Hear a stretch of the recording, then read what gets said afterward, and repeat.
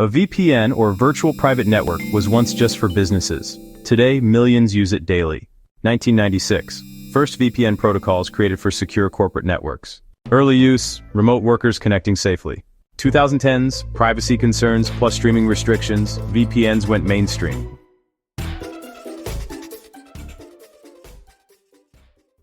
Used for privacy, avoiding censorship, and securing public Wi-Fi.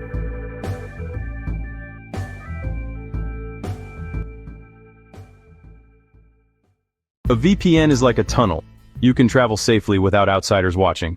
Built-in VPNs in browsers and operating systems. VPNs evolved from business tools to personal privacy essentials.